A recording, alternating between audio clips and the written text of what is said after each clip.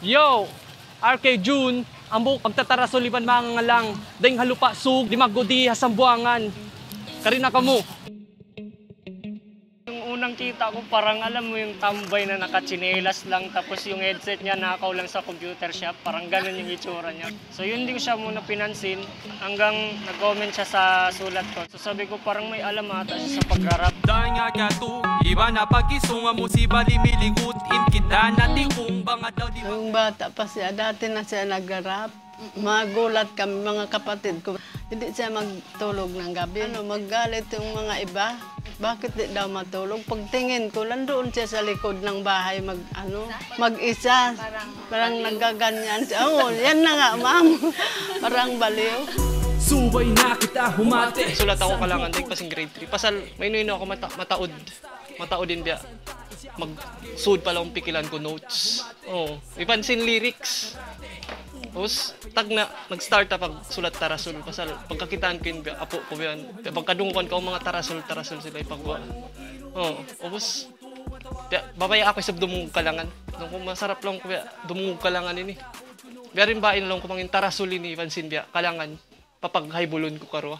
Ako talaga to, yung nasa lyrics na to. Di ako takot mahusgahan ng ibang tao, ma-criticize. Kasi pinapakita ko lang kung sino talaga ako. Ako'y napunta sa lugar ng mga may kakaibang kultura. Yung muna yun, paon ko piya, ano muna yung tausog hip-hop. Matod na ako piya, Hindu-Hinduan, kabataan di. Pag-checkon ko to din piya, kalangan pagsulat nila. Ito yung kabayang ko'y kuwan di, pagwaon na aun tausog rap. Nung nakilala ko na tong tao na to, si RK, sabi ko, mas malawak pa kasi yung alam niya kaysa sa akin. Siya naging parang guro ko. Schoolmate lang kami. Tapos, na-inspire ako sa kanya. Sa stage, umapak siya sa stage. Tapos, pinasama niya na ako lahat sa mga gig niya, mga battle niya. Diyan ako natuto sa kanya. Mga songs ko kasi dati is kung papakinggan ko ngayon yun, parang matatawa ako kasi nonsense. Si RK naman dito at saka yung isa nang kasama sa grupo namin, Bang Bass, mas pina-improve nila ako para magkaroon ng sense yung contents ng mga sulat ko. Sa buong kasirin na lang yung sa Mindanao, hindi napapansin. Hindi nila alam na maraming mga rapper dito. Ewan ko kung ayaw nila or konti lang, wala silang alam sa movement namin dito. Pero marami talagang movement dito. Pero bira yung RK June na yan, bira talaga yan. Kung sa basa namin, ma'am, nanungkilan siya, nanunungkilan. Nanunungkilan is parang nag-iisa talaga. Parang Eminem na yan ng Mindanao. Yung Sambuanga Sage. Nag-produce na sana ako ng album dun that time. Tapos pati lyrics nandun, naisama sa nasunog lahat. Natupok. Buong Santa Barbara, nasusunog na. Sabi ko, ala ka, wala na tong chance. Medyo na-depress ako ng that time. Pero kinausap ko yung sarili ko. Sabi ko, ba't ako magsusuko agad? Hindi naman kamay ko yung naalis.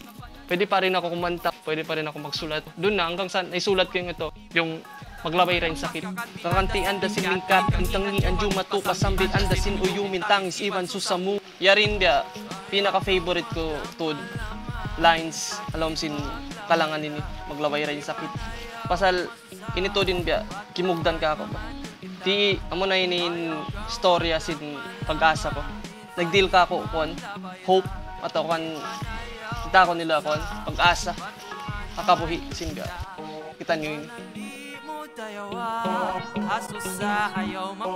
yung kalangan ini bukon hat about ka ako adya about day sabi niya mga aqua sin biya kauman aqua sin dunya ini sal about kanila rin sabi ni bukon ini hata kako lang biya dihil kalangan ini Kawatandain sakit kya na naman kalunasan dahin sigpit niya labayan kasapantun kya hagtuan na in kya abatan kuya tuyong di matapok doon kalawakan na ibarat kapal in mga tutukasan panandas ka